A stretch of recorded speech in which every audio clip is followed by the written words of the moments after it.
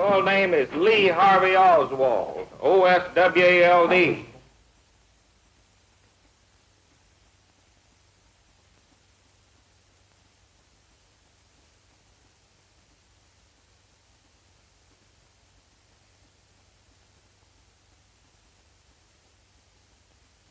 I'd like some legal representation. These police officers have not allowed me to have any.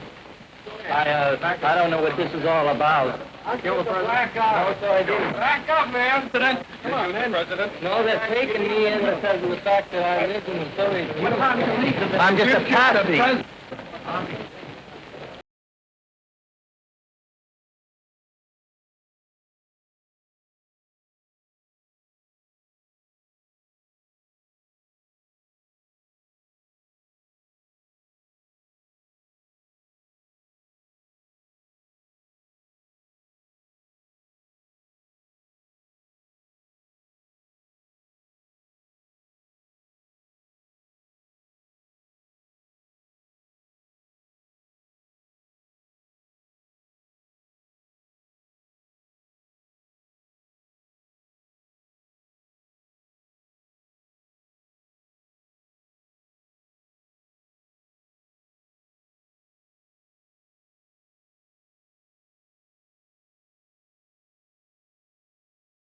You have been. Sir? You have been. Okay, man. Okay.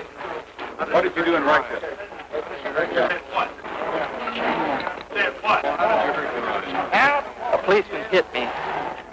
Here comes Oswald down the hall again. Did you buy that rifle? What dispatches you people have been given, but I emphatically deny these charges.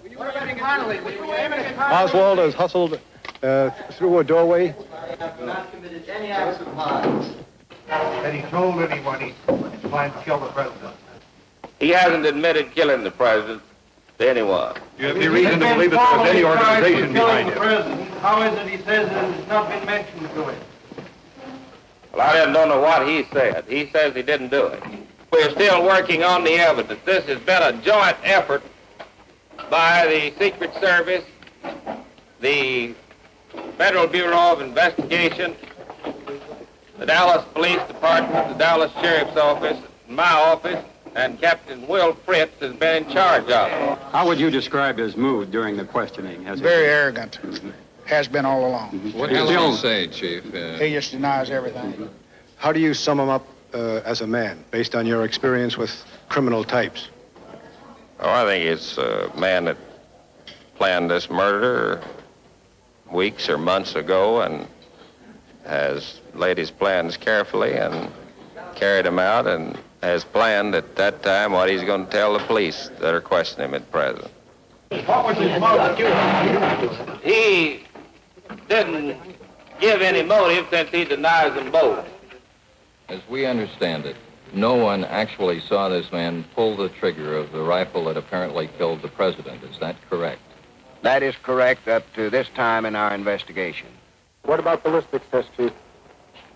The ballistic test, we haven't had a final report, but it is, I understand, will be favorable. Do you think the smudged fingerprints that have been found on the rifle which killed the president will be able to establish the identity of the killer? We hope so, but I couldn't say positive at this time that they will be. Have you enough to convict him?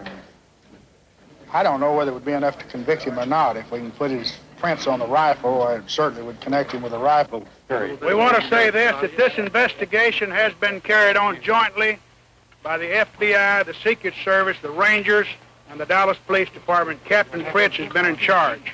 Has he made any admissions at all about the shooting of the police officer? No, Nothing? he denies everything. I would say that without any doubt, he's the killer. The law says beyond a reasonable doubt and to a moral certainty, there's no question that he was the killer of President Kennedy. And will you ask death in the electric chair for Lee Oswald? Yes, sir. We'll ask the death penalty.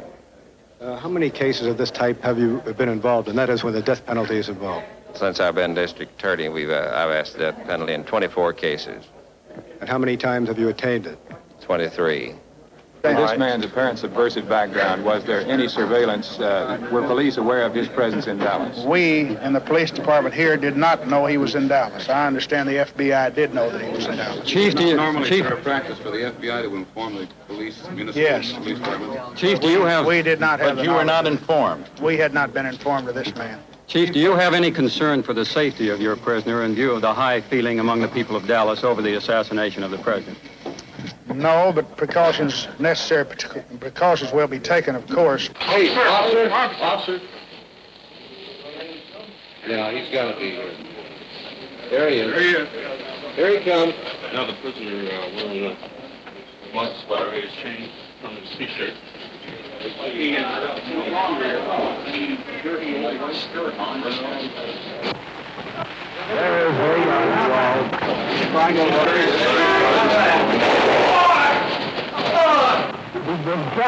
He's been shot.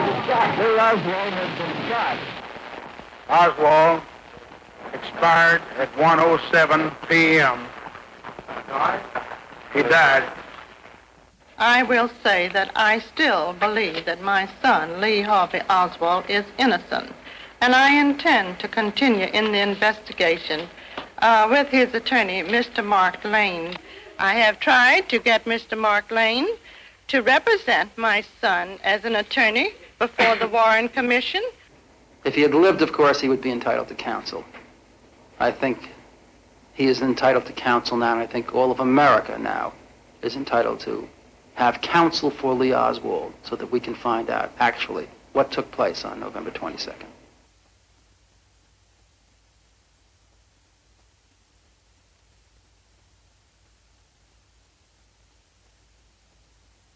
One week after the assassination, President Kennedy's successor, Lyndon B. Johnson, appointed a President's Commission with Chief Justice Earl Warren as chairman.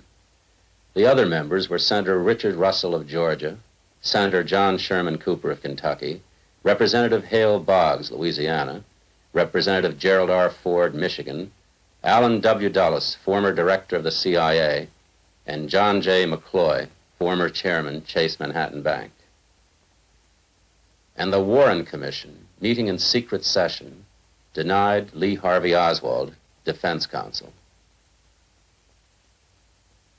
This commission has functioned in a fashion which totally disregards the rights of the accused. A person charged with a crime in this country is entitled to a number of rights, among them the right to present evidence, the right to have a counsel cross-examine evidence adduced against him, the right to a public trial. Every one of these traditional American rights has been denied to Lee Harvey Oswald. And I would remind the commission that although Oswald is dead, another Supreme Court Justice, Jackson, while presiding over the Nuremberg trials, permitted counsel to be appointed for dead Nazi generals who were considered to be war criminals. I think that was a sound position. I think that our traditions in terms of justice, our feelings that the truth can only be determined through the crucible of cross-examination, is a sound approach when Nazis are charged with crimes. I think it also should be applied when Americans are charged with crimes. Are you charging the Chief Justice with a cover-up? The Chief Justice himself told the press of the world that the facts may never be released by the Chief Justice in this case because of questions of national security. Yes, I'm of course charging the government with not only suppressing information, but I'm charging the FBI and the Secret Service with operating this case from a theory that Oswald was the assassin, that he acted alone, and I'm charging them with pursuing an investigation only along those lines and having no interest in any information which indicates anything contrary to their preconceived theory. The Warren Commission took the hasty preconceptions of the Dallas police and the FBI and discovered in them the bedrock of its 888-page report. A report which charges that Lee Harvey Oswald alone, from the 6th floor of the Texas School Book Depository building, killed President Kennedy and wounded Governor Connally, and that he later killed Officer Tippit. The commission insensibly and progressively emphasized the evidence which seemed to support Oswald's sole guilt, and they insensibly and progressively attenuated the evidence which pointed away from it. The best guarantee against a false verdict is the adversary system, which provides for a defense. This film is a brief for the defense. Let us examine some of the preconceptions of the Dallas police and the FBI. Chief, we understand you have the results of the paraffin test which were made to determine whether Oswald had fired a weapon. Can you tell us what those tests show? I understand that it was positive. What does that mean? It only means that he fired a gun. What about the paraffin test? Yes, I haven't gone into that. The paraffin test showed that he had recently fired a gun. It was on both hands. On both hands? Both hands. Recently fired a rifle? A gun. Gordon Shanklin, the FBI agent in charge at Dallas, added, quote, "A paraffin test used to determine whether a person has fired a weapon recently was administered to Oswald shortly after he was apprehended Friday, 1 hour after the assassination. It showed that particles of gunpowder from a weapon, probably a rifle, remained on Oswald's cheek and hands," close quote. The test, however, showed no gunpowder on either hands or cheek, and no nitrates on Oswald's face. Confronted with but one possible interpretation, that the paraffin test's results were consistent with innocence, the commission concluded that the test, formally presented as a cornerstone in the case against Oswald, was, quote, "completely unreliable." Why did the Dallas police want Oswald just 15 minutes after the assassination? Investigation showed he was the only one missing employee. This description and name was broadcast. That explanation is inadequate in two respects.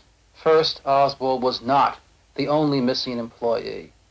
48 employees were outside of the building when the shots were fired, and others left just after the shots, and many were not permitted to re-enter, and thus were absent when the police search began. And secondly, the Warren Commission report states, the police never mentioned Oswald's name in their broadcast descriptions before his arrest. No, he went from there to the bus, caught a bus at Lamar Street, went part of the way to his address over in Oak Cliff. Was Oswald on the bus? While on the bus, he told the bus driver the president had just been shot, and later told a driver that he'd been shot and laughed at the time. This would indicate that it was his intention to kill the president. Yes. But the laugh wasn't Oswald's. The only source of the story, the bus driver, identified 16-year-old Milton Jones as the laugher. When asked if he could identify Oswald as his passenger, the driver replied, "I could not do it. I wouldn't do it at the lineup, and I wouldn't do it now. No, sir, I couldn't. I could not identify him." Yet the Dallas police reports of their police lineups state that the bus driver made a, quote, "positive identification," close quote, of Oswald. The bus driver denied that that was true. The commission concluded, quote, "The commission is satisfied that the lineups were conducted fairly." Why was Oswald arrested? As he's walking toward the theater a block or so from his house, he ran into a police officer. Tippit motioned to him said something to him. 3 witnesses saw him go up and say something to the police officer. As the police officer got out of the car, he shot him 3 times. A civilian there broadcast on the police radio and later picked up the gun and followed him into the Texas Theater. If Oswald was followed from the murder scene to the place of his arrest, the theater, that would constitute evidence of his involvement. But the district attorney was entirely in error. The commission concedes that no one followed anyone from the scene of the Tippit slaying to the theater. Henry Wade was even wrong in stating that Tippit had been shot 3 times, since 4 bullets were removed from Tippit's body and given to the Dallas police on November 22nd. Since at least 1 shell found at the scene did not match the bullets found in Tippit's body, the possibility that 2 men were involved in the murder deserved consideration.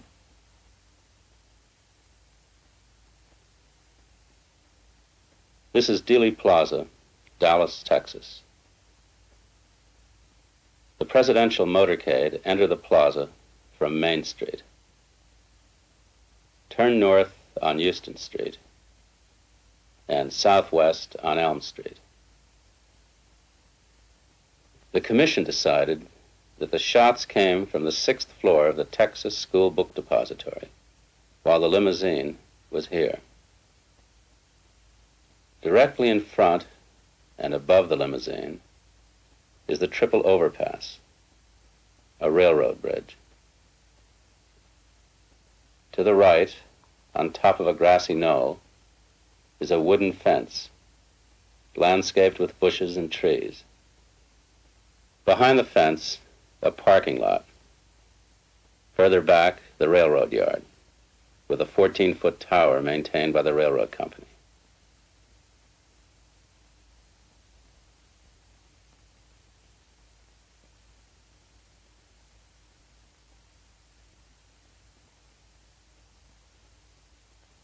The commission asked 3 master rifle experts to duplicate Oswald's feat of November 22nd. They failed. Was Oswald more skilled than the commission's experts?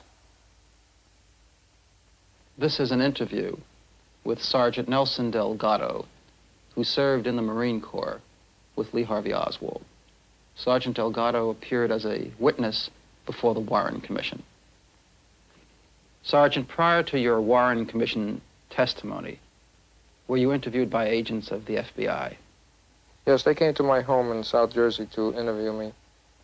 The first 2 visits, they came just to get my story, what I knew about Oswald, how close we were, and things like that. After that, then the questions were tending to break my story down. Sergeant, where are you now stationed? Down in one of the missile sites in South Jersey. Have been there since prior to the assassination of Kennedy. I've been here now for 3 years, and this month, the 20th to be exact, I'm leaving for Vietnam. When did you first meet Oswald? Just prior to the Christmas of 1958, Lee Oswald reported into our unit. Oswald and I got along very good together. We were, like I said, working in the same jobs. Involving aircrafts and radar, we controlled them from the ground and ran intercepts. We were about 40 enlisted men that really participated in this job. All of us knew Lee, and he knew all of us. We got along fine. We had discussions. Was Oswald interested in guns? They say he was a gun enthusiast, but I recall many instances where we stood inspections and he was constantly being gigged for having a dirty weapon and then taking improper care of his weapon. He was always reminded of when he had to clean the weapon. Never took it upon himself to do so. Do you have personal knowledge of Oswald's ability with a rifle? It's been said that he's been a terrific marksman. At the range, he couldn't prove by me that he was a good shot. As any person who's ever served in the armed forces could tell you, there's a part in the qualification that calls for rapid firing. This is done with 10 shots, 8 in a clip and 2 that you load by hand. They give you maybe 30 or 45 seconds to be exact to fire these 10 rounds. Well, when you fire these, then you stand away from your firing position till everyone has finished firing. Then the targets are brought down and scored. The targets are run back up, and they're dissed for the number that you have hit, 5s, 4s, 3s, or misses. Well, in Oswald's particular case, it was quite funny to look at, because he would get a couple of discs maybe out of the possible 10, he'll get 2 or 3 Maggie's drawers. Now, these are a red flag that's on a long pole, and this is run from left to right on the target itself. And you don't see this on a firing line too often, not the Marine firing line. And that's, you can't help but notice it when you're seeing discs, round cylinder things coming up and down, and farther on down the line you see a flag waving. Well, that was going to catch your eye anyway. And we thought it was funny that Oswald was getting these Maggie's drawers so rapidly, one after the other. And this is why I can't think that he could be a good shot, because a good shot doesn't pull this. He'll pull a 3, but he won't pull a Maggie's drawers. It's a complete miss. How did the FBI react to your statement that Oswald was a poor shot? They tried to disprove this. They did not like the idea when I came up with the statement that Oswald, as far as I knew, Oswald was a very poor shot. Who didn't like the idea? The FBI people that were interviewing me. And they brought 2 men down, 2 strangers, to disprove this part of my testimony. Do you feel that the agents of the FBI actually tried to get you to change your statement that Oswald was a poor shot? Yes, sir, I definitely do. How did they do that? Outside of them calling me something short than a liar, and it was just the way they were throwing the questions at me. They were trying to twist my testimony around.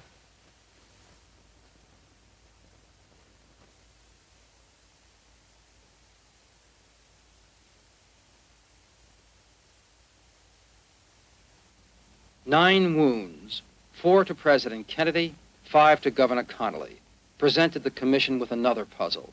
Did 2 bullets do all of the damage? A frame-by-frame study of film taken at the time proved that 2 of the shots occurred within 1.8 seconds, an impossibility. The commission agreed that the rifle could not be operated that quickly.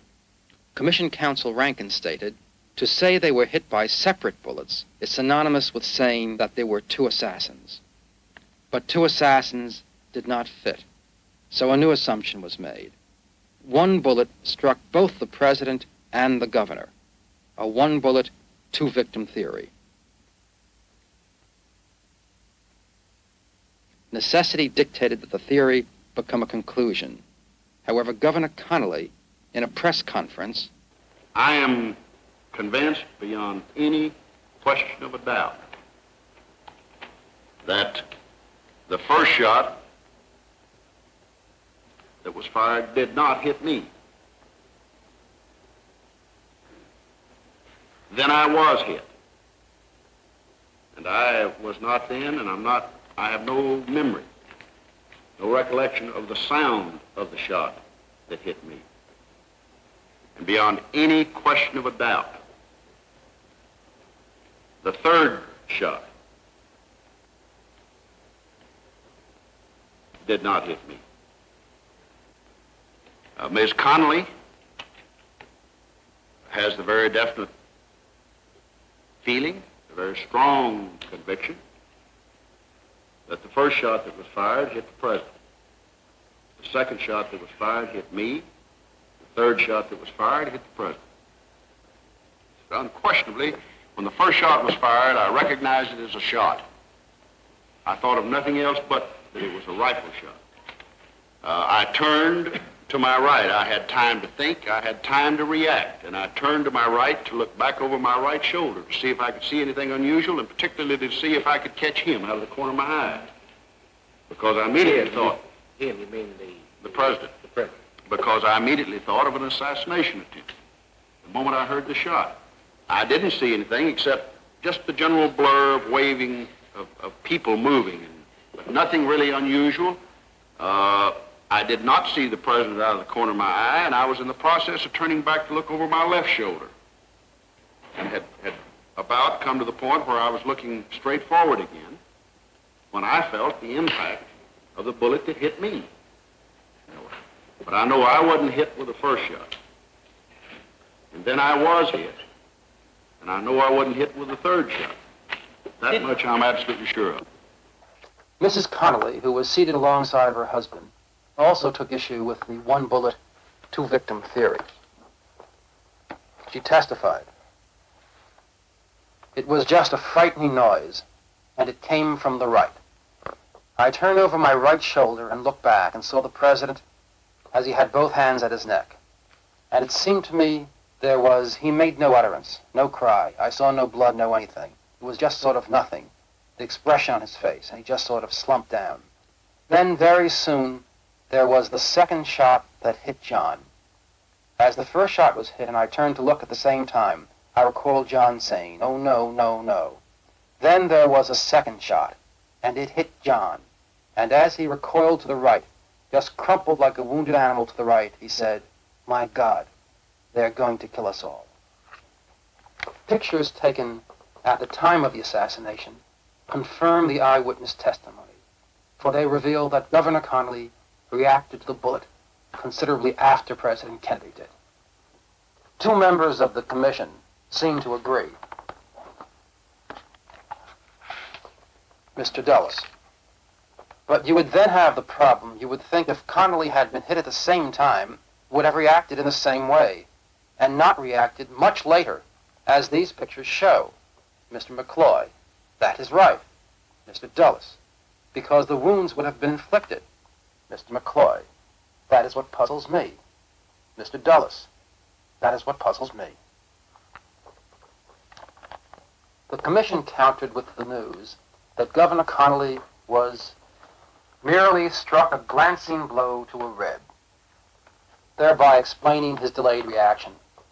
But on November 22nd, he seemed to have been struck by just one bullet, which entered the right posterior chest, close to the shoulder blade, and coursed downward along the chest wall, taking out and fragmenting a portion of the fifth rib on the right.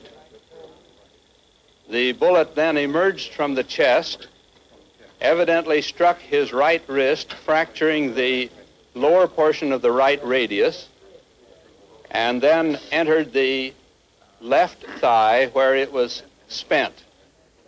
Our major problem was the sucking wound of the right chest wall, because in making the wound of the chest, the fragments of the fifth rib became what we refer to as secondary missiles, and these caused a considerable amount of tissue damage in the point where the missile emerged from the chest. The hard evidence which conclusively demolishes the commission's case is that more grains of metal were found in one of the governor's wounds than were missing from this bullet. The commission's autopsy expert, Commander Humes, testified, "I do not understand how it could possibly have left fragments in the wrist." As to the fragments in the governor's thigh wound, Commander Humes added, "I cannot conceive of where they came from this missile." The commission's own experts proved that the bullet could not do what the commission said it had done. And with the commission's imaginative theory went the case against Oswald. The commission also stated, as you know, Mr. Holland, that the same bullet which hit Governor Connally first struck President Kennedy, based upon what you observed from that position just above the street on the overpass. Is that possible? No. No, that Warren Commission is in error on that, because I was an eyewitness to that, and I know that the same bullet that hit President Kennedy did not hit Governor Connally. The first bullet, the president slumped over, and Governor Connally made his turn to the right and then back to the left, and that's when the second shot was fired and knocked him down in the floorboard. And it would have been impossible for him to turn had the bullet hit, the same bullet hit him that went through the president's neck. And did you see the effect of the next bullet which struck President Kennedy? I saw the effects of the next bullet that struck the president.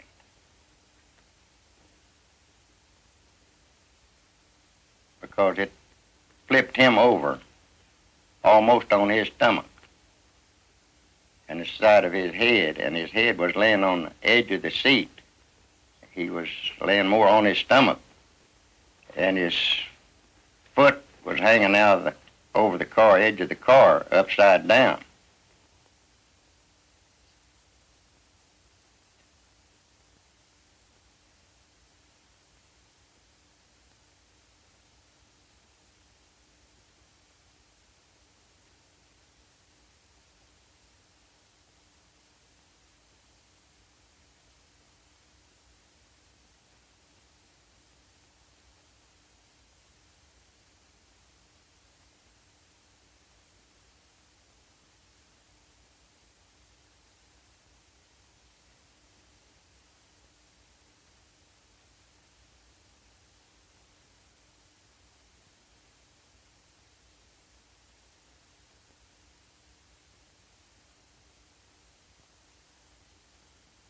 Mr. Bowers, what is your present occupation?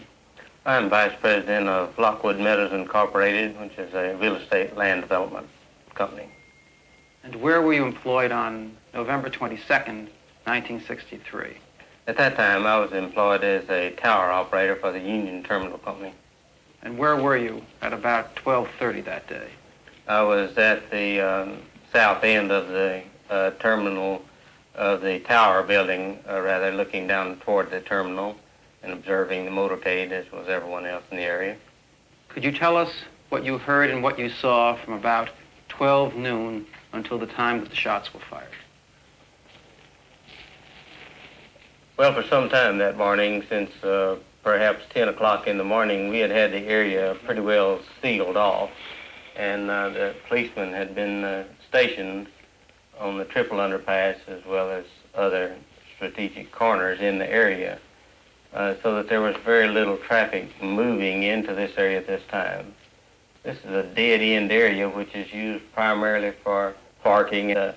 After 11 or 11:30, there was practically no movement in the area whatsoever. However, about 12:10, give or take 5 minutes, there was a car which entered the area and probed around for some time. This car was a 59 Oldsmobile station wagon with a out-of-state license. It was muddy as if it had just come in off of the road from some area where it was a red sandy area. It was occupied by one male who spent 3 or 4 minutes in the area looking it over, and then as he found out, left by the entrance, which is the only way in and out of the area at that time. Not too long after that, perhaps 5 or 6 minutes, a car of a totally different description, also occupied by one male, entered the area. This man performed a similar action, and he toured down around the area, probing to examine the exits, and seemed at one or more occasions to have a mic or something resembling such an instrument up to his face. Just a few moments after that, the third car came into the area, and these were the only 3 cars that entered this area during this specific period. The third car was a 61 or 2 Chevrolet. This car was muddy all the way up to the windows as if it had just come in off the road. It had an out-of-state license identical to the first car of the series. And it also had political stickers on it, which were not only for the same candidate, but were identical in nature and color, so that they appeared to have been from the same group. This car was occupied by one male who spent a little bit more time in the area than the others, and probed down by the side of the tower where I was located. I could not state that these cars left the area entirely, because after they got back onto the extension of Elm Street in front of the school depository building, they were lost to my vision, so that they could have remained very close by. Mr. Bowers, did you see any pedestrians at any time between your tower and Elm Street? There were, at the time of the shooting, in my vision, only 2 men. These 2 men were standing back from the street somewhat at the top of the incline and were very near 2 trees which are in the area. And one of them, from time to time, as he walked back and forth, disappeared behind a wooden fence, which also is slightly to the west of that. These 2 men, to the best of my knowledge, were standing there at the time of the shooting. One of them, as I recall, was a middle-aged man, fairly heavy-set, without a coat and a white shirt. He remained in sight practically all of the time. The other individual was slighter build and had either a plaid jacket or a plaid shirt on. And he, in walking back and forth, was in and out of sight, but he was in the immediate area. Other than these 2, there were no strangers out on this area. Mr. Holland, on November 22nd, where were you? November the 22nd, I was standing on top of the Triple Underpass, waiting for the parade and the president's car. I arrived about 11:45 or close to noon. 2 policemen was talking to me and asked me, one of them asked me if I would come back up there and identify the people that had any business or had a right to be up there. They would be railroad employees? They'd be railroad employees, and I told him I would. And what was your position with the railroad company? Track and signal supervisor for the Union Terminal Railroad. I've put in 41 years of railroad service in the signal department. Did you look in any particular direction when you heard the shots? Yes, I looked over to where I thought the shot came from, and I saw a puff of smoke still lingering underneath the trees in front of the wooden fence. The report sounded like it came from behind the wooden fence. At the time the shots were fired, sir, did you see any police officers move in any particular direction? Well, about the time that shot was fired, the Secret Service man in the president's car stood up with his submachine gun pointed at that exact spot. At the wooden fence? At the wooden fence. And a policeman throwed his motorcycle down in the middle of the street and run up the embankment with his pistol drawn. He was running toward that particular spot. And also another motorcycle policeman right behind him tried to ride up the embankment on his motorcycle, and it turned over about halfway up the embankment. And he got off his motorcycle and left it laying there and run on over to the fence with his gun in his hand.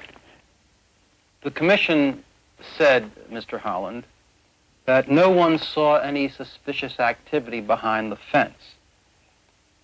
They said that Patrolman Foster saw no suspicious activity, and then went on to state the same was true of the other bystanders, many of whom made an effort after the shooting to observe any unusual activity.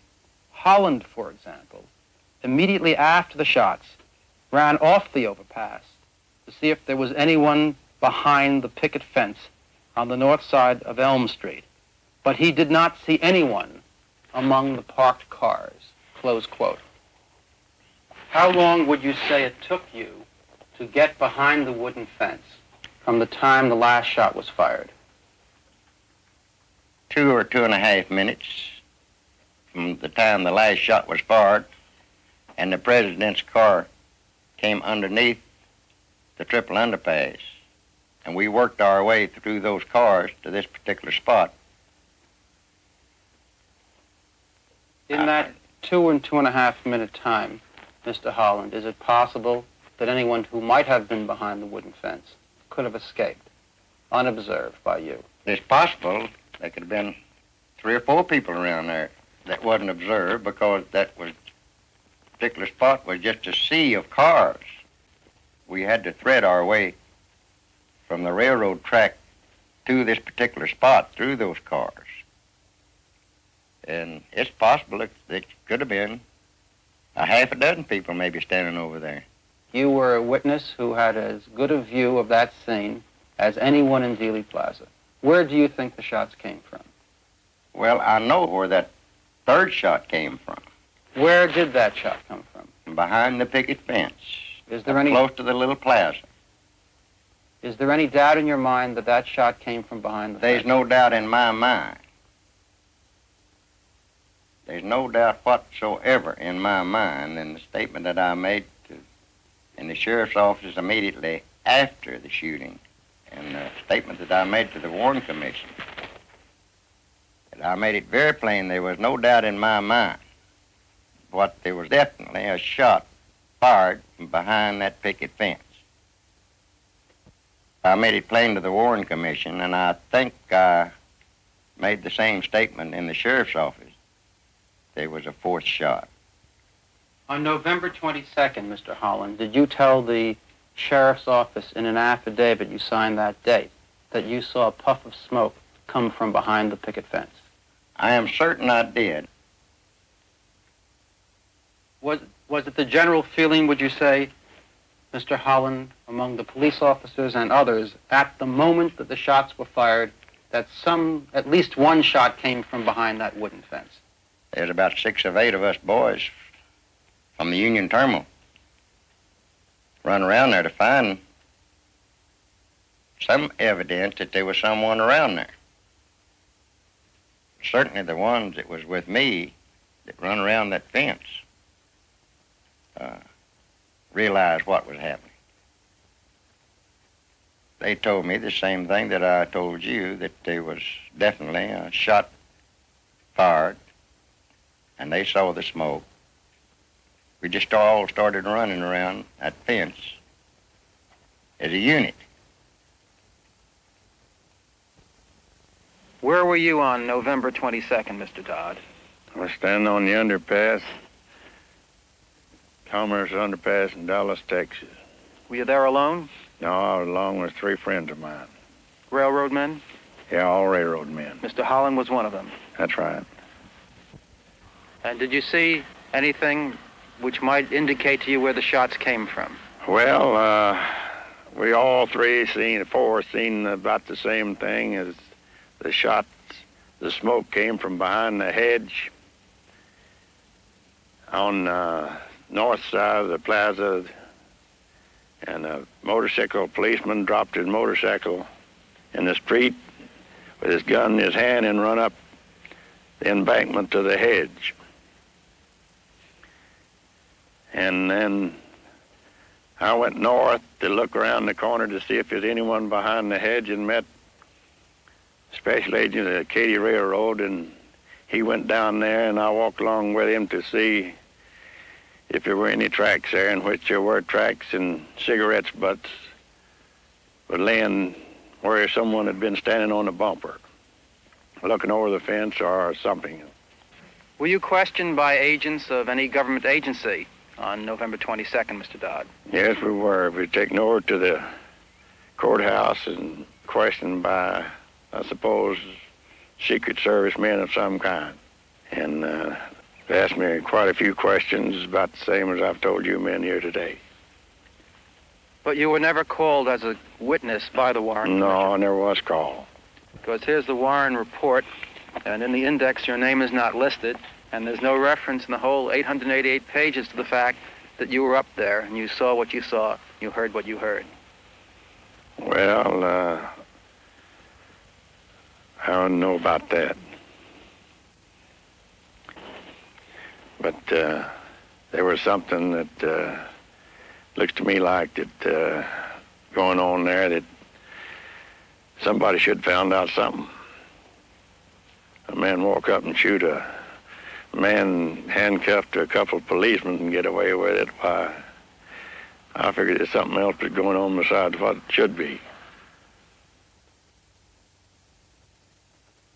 We are in Mesquite, Texas, in the home of James Leon Simmons, a car inspector for the Union Terminal Railroad. Mr. Simmons, how long have you been employed by the Union Terminal? I've been employed by the Union Terminal 11 years. Were you a witness to the assassination of President Kennedy? Yes, I was standing on the Elm Street overpass at the time of the assassination. Were you there alone or with others? There was a group of employees from the Union Terminal at the time and 2 Dallas policemen. What did you see and what did you hear? As the presidential limousine was rounding the curve on Elm Street, there was a loud explosion. At the time, I didn't know what it was, but it sounded like a loud firecracker or a gunshot. And it sounded like it came from the left and in front of us, towards the wooden fence. And there was a puff of smoke that came underneath the trees on the embankment. Where was the puff of smoke, Mr. Simmons, in relation to the wooden fence? It was right directly in front of the wooden fence. I show you a picture published by the Warren Commission as Commission Exhibit number 2215, which is a view of the Triple Underpass area. I ask you if you'd be good enough to mark with this pen with an X the area where you thought the shots came from and where you saw the smoke. It was this area here.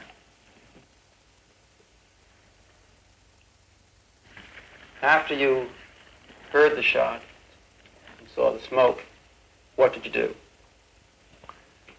I was talking with a patrolman Foster at the time, and as soon as we heard the shots, we ran around to the wooden fence. And when we got there, there was no one there, but there was footprints in the mud around the fence, and there was footprints on the wooden 2x4 railing on the fence. Were you questioned by the Dallas police on that day? Yes, I was. Did you give your name to the Dallas police? Yes, I did. Did you tell them what you've just told me? Yes, I did. Were you subsequently questioned by agents of the Federal Bureau of Investigation? About a month later, I was questioned by the FBI. Did you tell them what you told me and what you told the Dallas police? Yes, I did. Were you ever called as a witness by the Warren Commission? No, sir, I wasn't. This is the Warren Commission report. The back of it has an index of every person who is referred to by the Commission. Is your name present there? No, sir, it isn't. You think it's rather curious that you had such a fine view of the whole Dealey Plaza area, and you were among those who saw smoke coming from evidently behind the fence, and yet you were not called by the Commission as a witness. Well, I always thought it peculiar, but I thought that's the way they did business.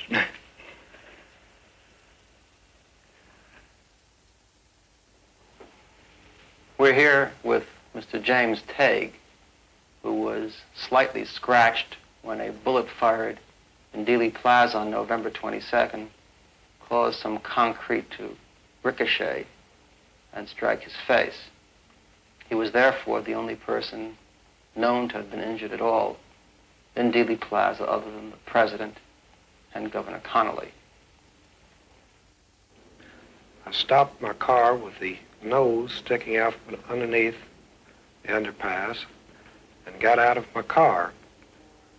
It wasn't but about 30 seconds till the presidential motorcade rounded the corner of Main Street to turn over onto Elm. But right after the presidential car had turned the corner, I heard these 3 loud noises when I jumped behind the concrete abutment, which is between Main and Commerce. There was a motorcycle policeman that just stopped his motorcycle up by the monument and had drawn his revolver and was racing up the hill to the left of me. There was a deputy sheriff, which I think was stationed under the underpass, Buddy Walters. At this time, I says, you know, I felt something sting me on the face as I was standing down there. I said, just sting, and Walters looked at me and says, yes, says, you got blood on your cheek. He says, where were you standing? I says, well, down by the underpass. So we started walking down there, and when Walters got about, I'd say 10 feet away, he says, look there on the curb, there was a very visible mark on the curb where a bullet had struck. Either a fragment of the bullet or a piece of the concrete had flew up and scratched my face. And he said, go to the city police headquarters and make a statement, which I did. Mr. Tague, this is a picture of Dealey Plaza, as you know. I wonder if you'd be good enough to show me where you were standing when you heard the shots. I was standing at the east end of the triple underpass between Commerce and Main. There's a little concrete divider there. It's about 3 feet wide. And, sir, could you indicate where the bullet struck the concrete curb? The bullet struck the curb on the south curb of Main Street. That would be right here. And at the time that you first heard the shots, what was your impression as to the origin of those shots? My first impression was that they had come from the left of me. Would you indicate on the picture where that would be? Up in this area here towards the hill. Where in relation to that wooden fence? Well, somewhere towards the wooden fence. Mr. Tague, on the 22nd, when the shots were being fired, your first impression was that they came from the area near the wooden fence. That's correct. Where do you now think that the shots came from? I believe that they did come from the school book depository because of the things I've read about, the evidence which has been brought forth in the newspapers and through the Warren Report and so on. Mr. Nix, where were you on November 22nd, 1963? Standing on the corner of Main and Houston. And did you take any pictures of the presidential limousine as it went through Dealey Plaza? Yes, I've taken pictures before and after, before the assassination and during the assassination. And you know, of course, that your pictures were eventually used by the government to determine where the limousine was when some of the shots were fired. Yes. And did you deliver a copy of your film to the federal government? Yes, I delivered a copy of my film to the federal government about December the 1st. About a little over a week after the assassination. Yes, my film got lost in the processing plant. Where is the original film? The original film belonged to United Press International. The government has a duplicate copy. And where is that duplicate copy? In the archives. And is that the duplicate copy which was used by the Warren Commission for the purpose of determining, along with other films, the Muchmore film and the Zapruder film, where the presidential limousine was when some of the shots were fired? I would say so. Well, you now have a copy of your film, which you were kind enough to show to us this afternoon. Is that copy the same as the original which you gave to the FBI on December 1st? I would say no. There is some films maybe missing, some frames. Some of the frames were ruined. Does the film which you have at the present time have the same number of frames as the film which you delivered to the FBI on December 1st? I would say no, but it's because of losing maybe a frame here and there. At the time the shots were fired, did you look at the book depository building? No. Did you think at that time that the shots came from the book depository building? No, I thought it came from a fence between the book depository and the railroad track. Did anyone else who you know or who you've spoken with also believe that the shots came from there? Most everyone thought it came from the fence behind the book depository. Between the book depository and the... Between the book depository and the railroad track. At the present time, where do you believe the shots came from? Well, they came from the book depository because there's proof that it did come from there. I see. This you've read in newspapers and you've read the report? Yes. I believe the Warren report. How do you now know that the shots came from the book depository building? Well, they just have definite proof of it, all I know. Did you have occasion at that time and other occasions to speak with other witnesses in the area? Yes, I did. Did they tell you where they believed the shots came from? They all thought that shots came from the same place, behind the fence. Did you have occasion to speak with Forrest Sorrells, who was, of course, a friend of yours, and the Secret Service agent in charge of Dallas that day? Yes, I did. Did he tell you where he thought the shots came from? He thought they were coming from the same place. Which is? Behind the fence. How many shots did you hear, sir? 3 shots. Did they all seem to be coming from the same place? Yes. Which was? Behind the fence. Now, before the Warren Commission report was issued, did you make any statements to the press or to others as to where you thought the shots came from? No one but Forrest V. Sorrells.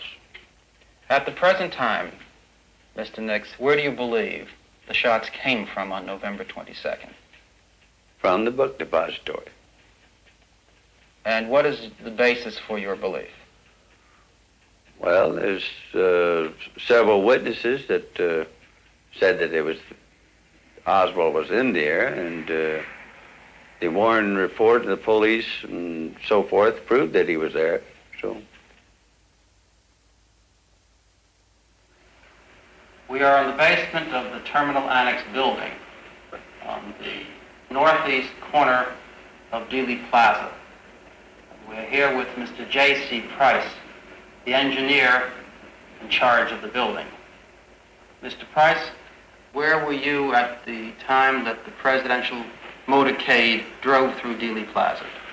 Well, I went up to the roof and where I could get a better view of the cabin. Is this where you were sitting on November 22nd, Mr. Price? Yes, sir. Right here? Right here on this spot. And where did you think you heard the shots come from? From behind the overpass over there,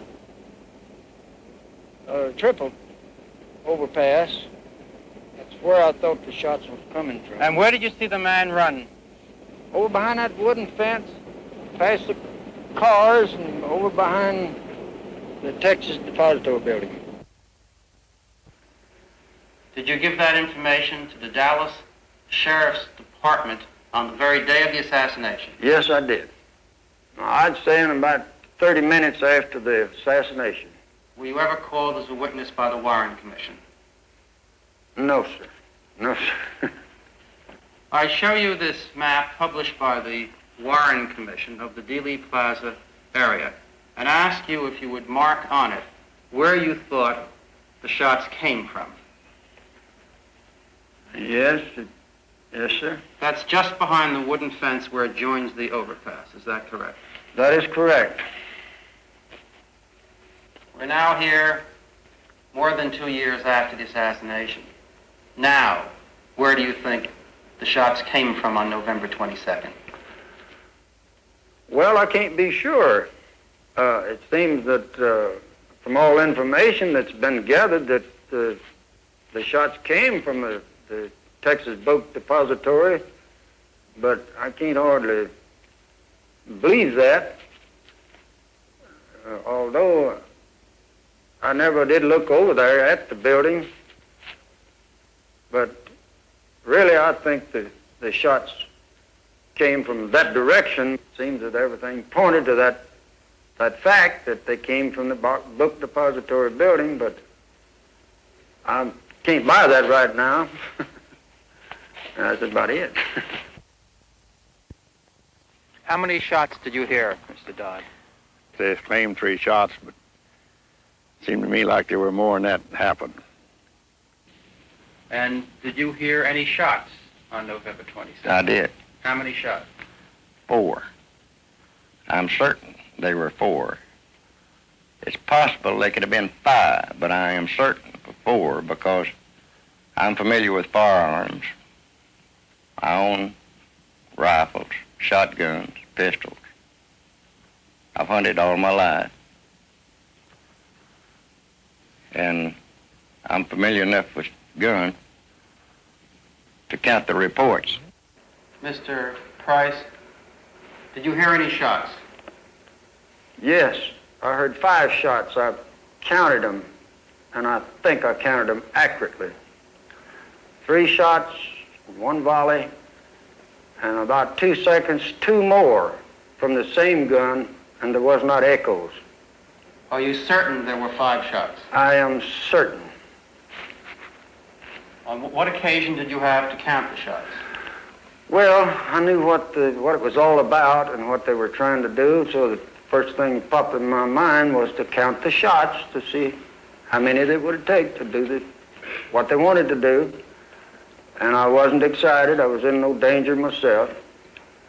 And I knew what it was all about, so I don't think I was excited, and I don't think I'm mistaken about the amount of shots that were fired. May I have your name, please, sir? Bill Newman. Billy, tell me what you saw and what you felt. What happened to you? We just come from left field after seeing the president and the first lady, and we were just in front of the triple underpass on Elm Street, and we were at the edge of the curve, getting ready to wave at the president. So You were down under the viaduct, so to speak, weren't you? Well, we were halfway in between on the grass, triple underpass. We were at the curb when the incident happened. But the president's car was some 50 feet still yet. In front of you? In front of us coming towards us, and we heard the first shot, and the president, I don't know who was hit first, but the president jumped up in his seat. And then as the car got directly in front of us, well, a gunshot apparently from behind us hit the president in the side of the temple. Do you think the first gunshot came from behind you, too? I think it came from the same location. Apparently back up on the mall. I don't know what you call it. Do you think the shot came from up on top of the viaduct toward the president? Is that correct? Yes, sir. Not on the viaduct itself, but up on top of the hill, a little mound of ground there, the garden. Mr. Brehm, where were you on November 22nd, 1963? I had taken my 5-year-old son downtown to see the presidential parade. This is a picture taken by Mr. Nix of the limousine at the time the shots were fired. Do you see yourself and your boy in that picture? Yes, sir, this is myself and this is my son on this frame here where the first shot hit the president. I would say that he was possibly 30 feet away when the first bullet struck, moved a little closer, and was possibly 20 to 25 feet away when the second bullet hit. Did you see the effect of the bullets upon the president? When the second bullet hit, there was the hair seemed to go flying. It was very definite then that he was struck in the head with the second bullet. And yes, sir, I very definitely saw effects of the second bullet. Did you see any particles of the president's skull fly when the bullet struck him in the head? I saw a piece fly over, in the area of the curb where I was standing. And in which direction did that fly? It seemed to have come left and back. In other words, the skull particle flew to the left and to the rear of the presidential limousine? Sir, whatever it was that I saw did fall both in that direction and over into the curb there. You were a ranger during the war, correct? Yes, sir, I was a ranger during the war. Took part in the invasion of France and was shot a couple of times. So, as I say, it's possibly like swimming. I hadn't heard that sound for many a year, but you don't forget it once you've heard a shot rounding, coming close to you. Did you speak with newsmen on November 22nd and tell them what you saw? Yes, sir, and told them simply that their 2 shots had hit the president and the direction that I had thought the bullets had come from. Did you at any time that day make a statement which was televised? Yes, sir. Fortunately, I was probably 15 to 20 feet away from the president when it happened to him. Tell us exactly what you saw, sir. He was coming down the street, and my 5-year-old boy and myself were by ourselves on the grass there on Palmer Street, and I asked Joe to wave to him, and Joe waved, and I waved, and the man... That's all right, sir. You go ahead and tell me. As he was waving back, he was the shot rang out, and he slumped down in the seat, and his wife reached up toward him, and as he was slumping down, and the second shot went off, and it just knocked him down from the seat. I'm positive it had hit him. I hope it didn't, but I'm positive that it hit him, and he went all the way down in the car. Then they speeded up, and I didn't know what was going on, so I just grabbed the boy and fell on him in hopes that there wasn't a maniac around. I'm sorry. I can't help you more, but I won't forget it. Did you make a statement to the Dallas Sheriff's Office? Yes, I did. How long did you remain in the Dallas Sheriff's Office that day? I would say about 3 hours to 4 hours. Were you among the closest witnesses to the limousine when the shot struck the president? Yes, sir, I would have to say that, if not the closest, one of the closest to the unfortunate incident. I did get a view of something I'll never forget. Were you called as a witness by the Warren Commission? No, I was not called by the Warren Commission to testify. Immediately after the shots were fired, there, of course, was mass confusion, to put it mildly. But the area was immediately sealed off by, I would say, at least 50 police within 3 to 5 minutes. The first one to appear on the scene, other than those who, of course, who were standing around, including 2 on top of the triple underpass, was one who rode a motorcycle up the incline coming up from the lower portion of Elm Street. And he rode perhaps 2/3 of the way up or more before he deserted his motorcycle. At the time of the shooting, in the vicinity of where the 2 men I've described were, there was a flash of light, or there was something which occurred which caught my eye in this immediate area on the embankment. Now, what this was, I could not state at that time, and at this time I could not identify it, other than there was some unusual occurrence, a flash of light or smoke or something which caused me to feel like something out of the ordinary had occurred there. In reading your testimony, Mr. Bowers, it appears that just as you were about to make that statement, you were interrupted in the middle of the sentence by the commission counsel, who then went into another area. Well, that's correct. I was there only to tell them what they asked, and so that when they seemed to want to cut off the conversation, I felt like that was, as far as I was concerned, that was the end of it. Where would you say the search was concentrated after the shots were fired?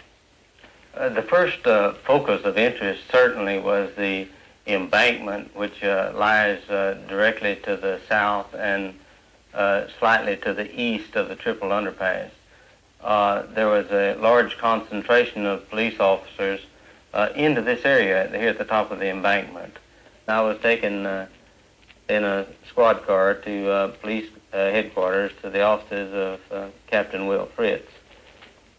To my knowledge, I was the only person other than police officers and City of Dallas employees in the office at that time. Someone had must have gotten slightly excited because after talking to others, I find that I was the only one accorded this treatment.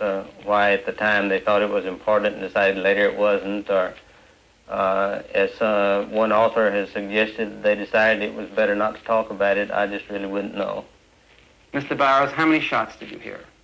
There were 3 shots, and these were spaced with 1 shot, then a pause, and then 2 shots in very close order, such as perhaps almost on top of each other, while there was some pause between the first and the second shots. Did you tell that to the Dallas police?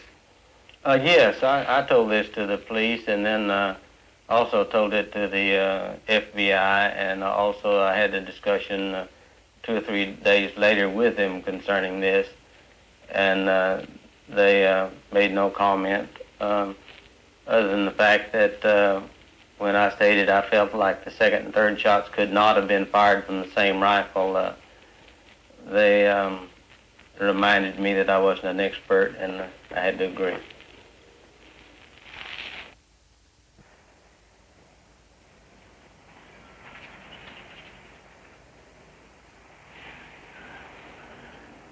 Is this the exact spot you were standing on November 22nd, Mr. Holland? That's correct. This is the exact spot that I was standing November the 22nd, waiting for the parade. And where did you hear that third shot come from?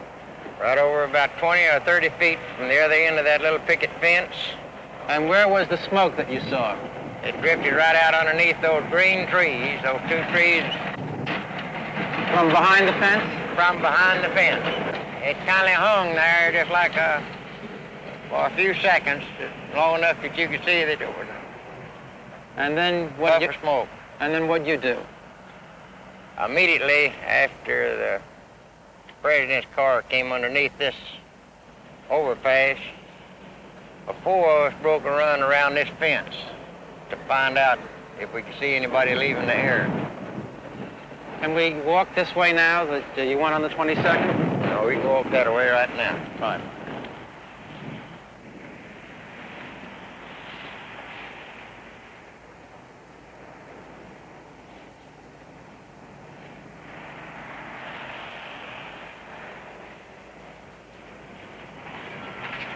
We were trying to see what we could see, and this was the direction you walked on the 22nd. This was the direction. We made this right turn.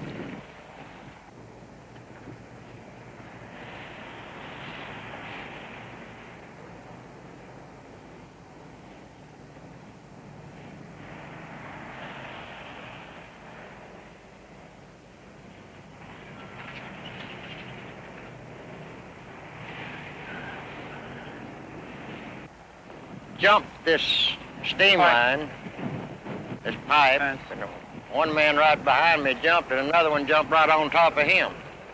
Fell on top of him? Fell on top of him. And were there more cars here on the 22nd than there are today? They were bumper to bumper. It was just a sea of cars. You couldn't hardly get through them. We were jumping over the bumpers, over the hood of the cars to work our way to the spot that we saw the smoke and heard the shot. Then we came up to the wooden fence. Mr. Holland, did you remain behind here for a while when the police officers were searching the area? Approximately 15 minutes before I had to go back to my office. There was about 40 or 50 people around here searching. And what did you find here? A lot of footprints behind this car, mud on the bumpers. And I looked around to see if I could find some empty shells or any evidence of a shot being fired and the bullet shell rejected from the gun. And this is where I saw the smoke from the third shot. Right drifting out around here? Just drifting out underneath these trees. And when that shot hit the president, as he passed by this lamppost, did you see the effect of the shot upon the president? Well, it knocked him over to his left down in the car. Away from here. Away from here. About where was he in relation, where was the car, the presidential limousine, in relation to the lamppost? Just a little to the left of that lamppost we're looking at. In effect, Mr. Holland, the Warren Commission published just a very small portion of your testimony and used your testimony as proof that no shots could have come from behind the fence. Did they accurately and fairly use your testimony? They are wrong, because my testimony, and I made it very clear, that there was a fourth shot fired, and one of those shots came from behind that picket fence. And there's no doubt in my mind, and never will be, because I was on the spot. I saw the smoke, heard the report, and saw the smoke from behind that fence.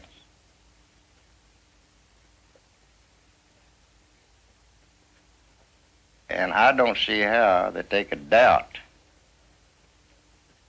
there was a fourth shot fired. The vast majority of the witnesses who expressed an opinion as to the origin of the shots agreed with Mr. Holland that the shot did come from behind the fence. These witnesses, as this picture shows, were positioned throughout Dealey Plaza.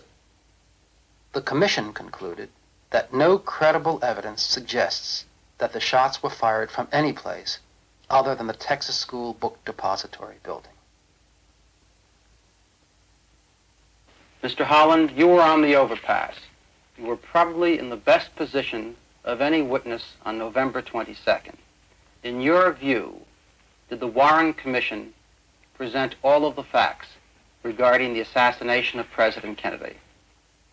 Well, let me say this. The Warren Commission, I think, had to report in their book what they wanted the world to believe when they read the Warren Commission. As you know, as well as I know, that everybody in the world was reading this Warren Commission, and it had to read like they wanted it to read. They had to prove that Oswald did it alone.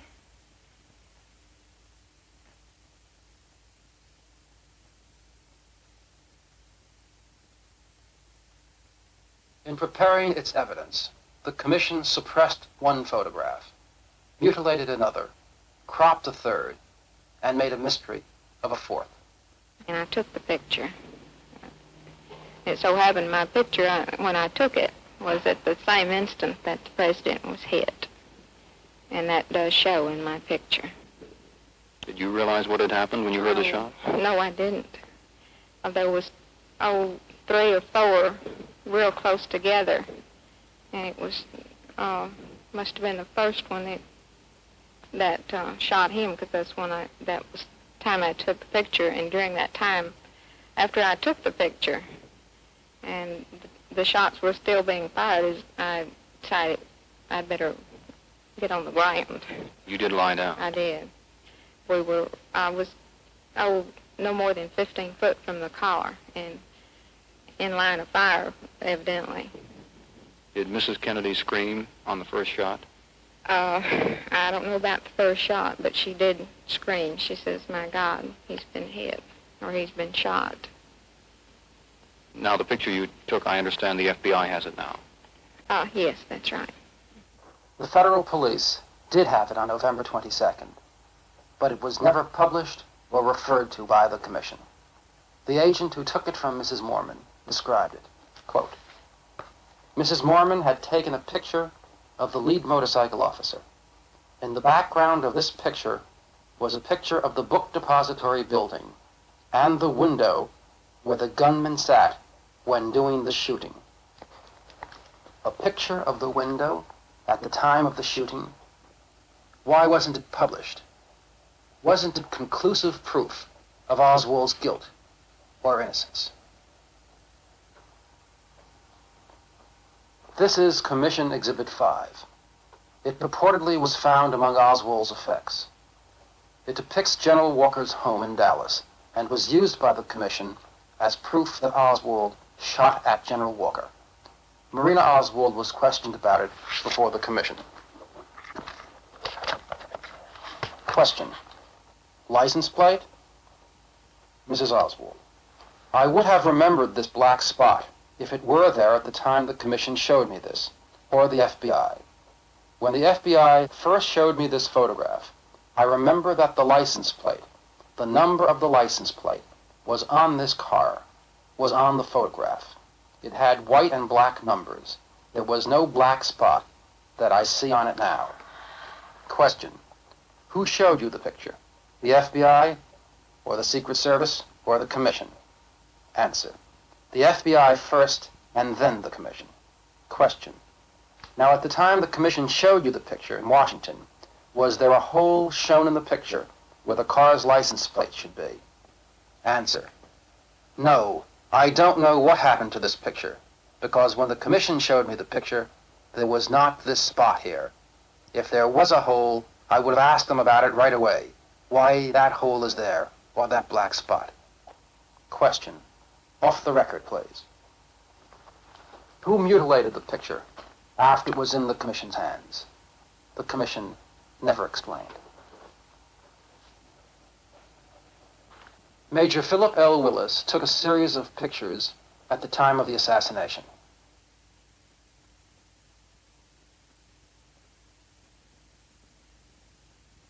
Although witnesses placed Ruby in Dealey Plaza, the Commission denied it. Why was the photograph cropped?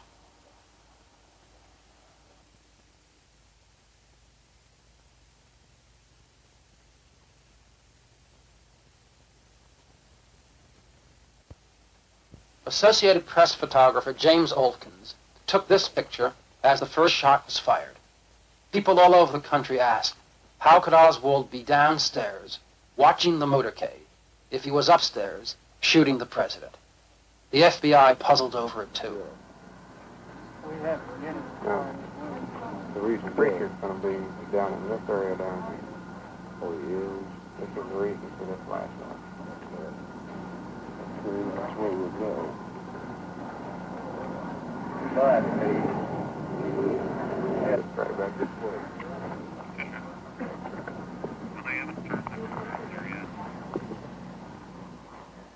The Commission said the man in the doorway was Billy Lovelady. Although Lovelady agreed, he also said he wore a red and white striped sport shirt, buttoned near the neck, and no jacket.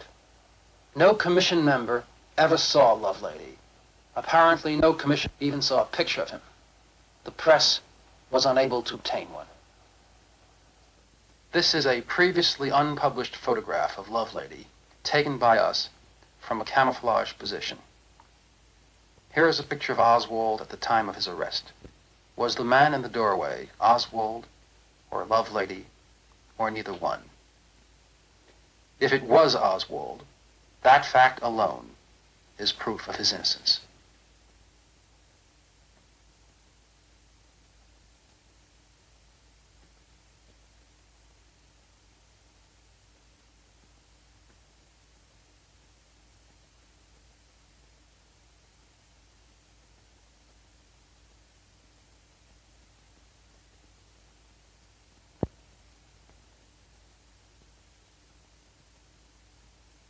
The suspect's name is Jack Rubinstein, I believe. He goes by the name of Jack Ruby. Did you know Ruby before this? No, sir. Saw him in this very same room Friday night when we had the defendant up here. If some of you will recall, he asked a question from out here in the audience, or answered a question. He's standing right back here, and I didn't know who he was. I thought he was a member of the press, and he told me as we walked out of here that he was a nightclub operator here. What question did he ask? What? What question did he ask? I don't remember, but he maybe it was an answer, but he said something. You remember it was Friday night when I asked you to look to me like your good friend. I don't know what it is. We have not been able to find anyone of our men who saw and recognized Ruby at the time of this transfer? The thing that I saw, I was waiting at the armored car to ride with the suspect to the county jail. I knew that they would bring him out. They had cleared the way, and then I heard the shot. I didn't see the gun. I just saw the struggle that ensued. I immediately ran from the armored car down the ramp and tried to help subdue the prisoner that had shot Oswald. Now, do I believe that you recognize this man after the capture? Yes, sir. Did I understand you to say that if you had seen him before, you would have ejected him? Yes, sir. Well, now, as Oswald was escorted out, were the policemen to either side of him? Weren't there any in front of him? Yes. How did the man get by the policeman in front? The only thing I know is that someone said he jumped. This is Detective Jim Lavelle, who was this morning handcuffed to Oswald and was bringing him out to the car to be transferred to the county jail. Could you tell us what happened? Now, you were handcuffed to him? I was handcuffed to him and also had a hold of the waistband of his trousers. I saw this man come from the crowd, and at the time he emerged from this crowd of people, he was not more than 6 or 7 feet from me. Did you see the gun in his hand as he came? I saw the gun in his hand as he emerged from the crowd. But being such a short distance from me, I had no time to say anything.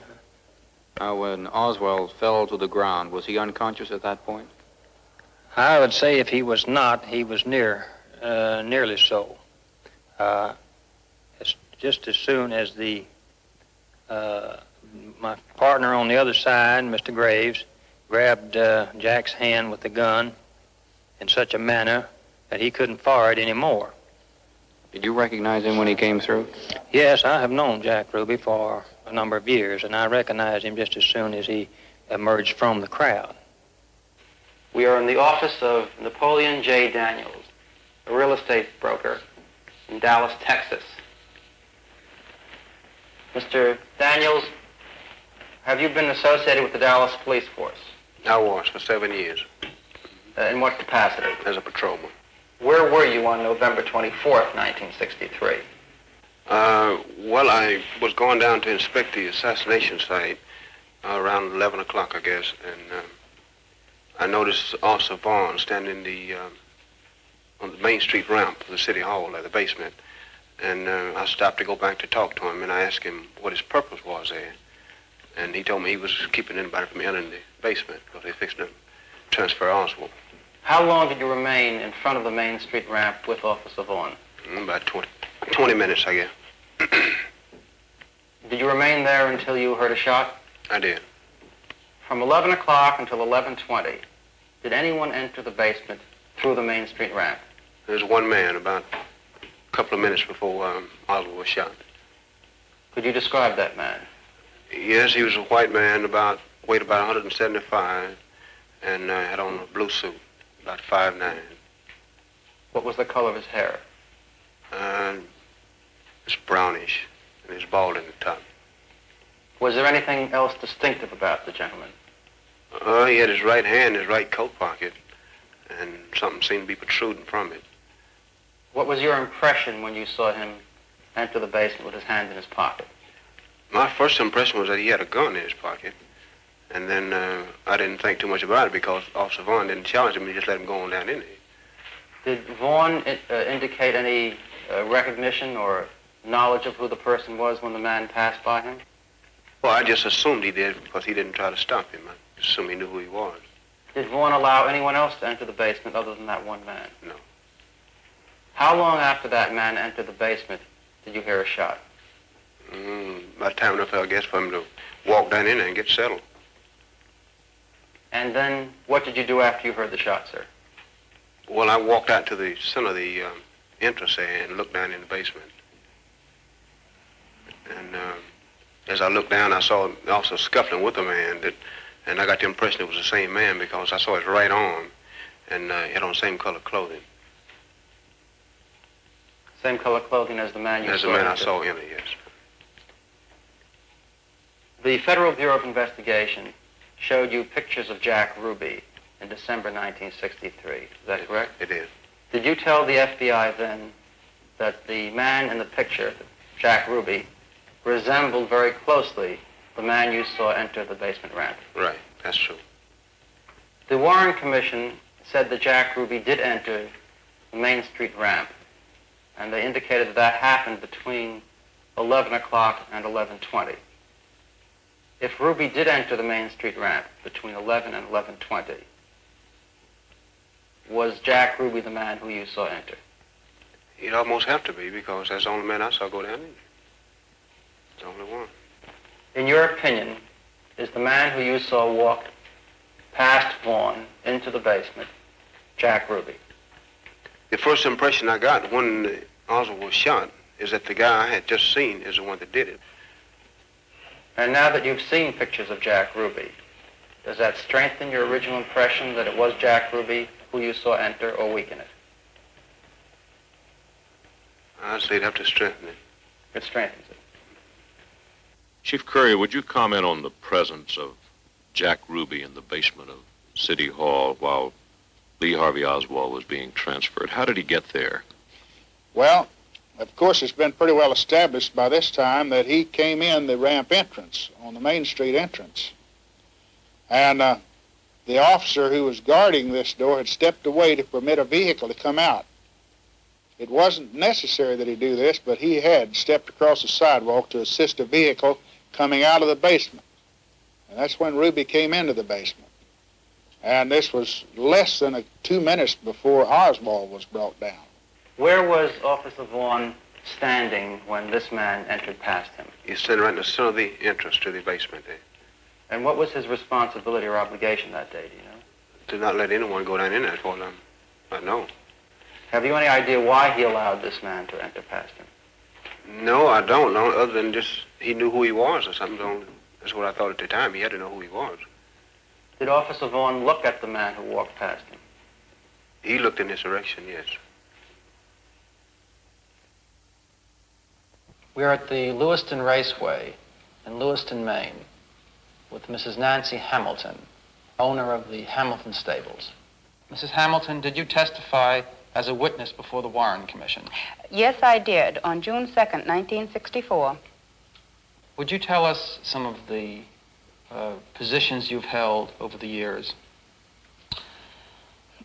I have been a freelance investigator for various police departments, district attorney's offices, such as the Sacramento District Attorney's Office, Suffolk County, Massachusetts District Attorney's Office, Boston Police Department, and various private detectives.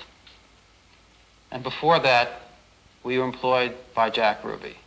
Yes, I was. This was in 1961 in Dallas at his club, the Carousel, and I was bartender, waitress, and rather the manager there. How did you get that job? I had gone into Dallas not knowing anyone, and of course the first place I went was the police department. And they were very kind and got me the job there. They got you the job at Jack Ruby's club? Yes, they did. Did they know Ruby? Personally, oh yes, very well. Vouched for him, wonderful person, great man, well known by the Dallas Police Department. What were your duties there? Well, general bar duties such as setting up the liquor, getting the bar ready for the evening trade, waiting tables if he was short-handed. Otherwise, I'd be behind the bar serving the drinks. Did you ever serve drinks to Dallas police officers? Oh, yes. In fact, the Dallas police officers were the special boys, shall we say. We even had a private stock for them. Private stock? Oh, yes. They wouldn't, bar liquor wasn't for them. We had names such as Haig and Haig or Black Label, the very, very high-priced drinks on the house, of course. You'd never, and that was a gross oversight if you ever charged a Dallas police officer or any official of the city of Dallas or Tarrant County. Well, other than the Dallas police officers, what officials did frequent Ruby's establishment? Oh, such as your district attorney, which would be Mr. Wade. Did you receive any specific instructions from Jack Ruby about serving drinks for the Dallas police officers? Yes, in fact, Jack told me point blank. He said, Nancy, if you ever, he said intentionally or unintentionally, charge a Dallas police officer, He said, you might as well go look for another job. He said, don't offend them, cater to them, talk with them, even if you ignore the other customers. Bend over backwards to be nice to them. Did Ruby perform any other favors for the Dallas police officers? Well, favors, well, if we call them favors, I suppose so. He provided girls, gambling, and booze. How many Dallas police officers would you estimate Jack Ruby knew on a personal basis? At least half and probably 2/3. There were almost 1,200 police officers in Dallas in 1963. Would you say Ruby knew 600 of them? Oh, easily. A great deal has been written about the relationship of the Dallas Police Department with Jack Ruby. We have 1,200 men in our department, and we had each man to submit a report regarding his knowledge or acquaintance with Jack Ruby.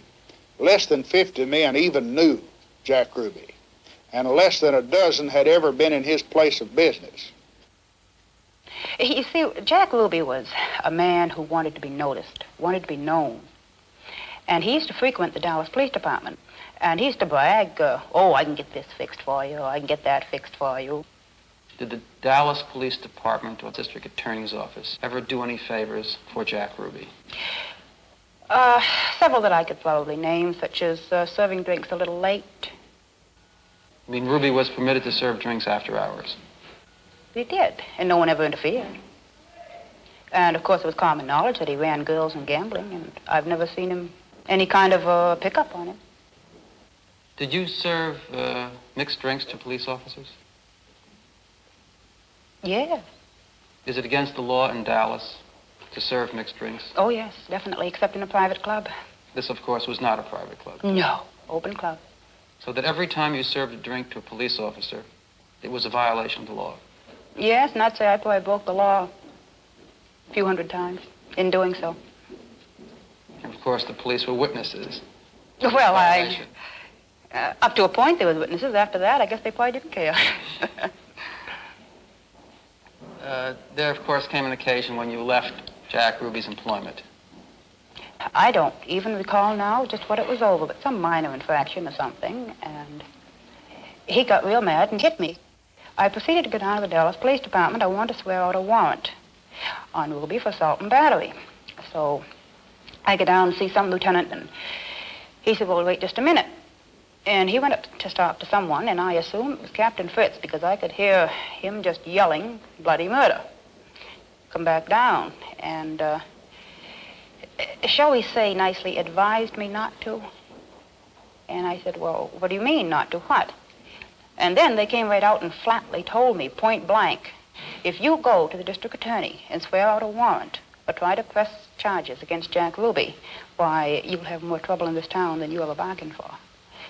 A few weeks later, I was picked up on the street. I was coming from a movie. I was just picked up. A couple of police officers come up, and they hustled me off to jail. And I was held incommunicado for about, 8, 9, 10 hours. And then about a week later, I would say, why, I was on my way to work. I had obtained a new job at the Chalet, just outside of the Dallas city limits. And I was on my way to my job, and I was picked up again. And as I say, it was just general harassment, and I finally got it through my head, the general idea, don't prefer charges on Ruby. So therefore, why, I let it drop.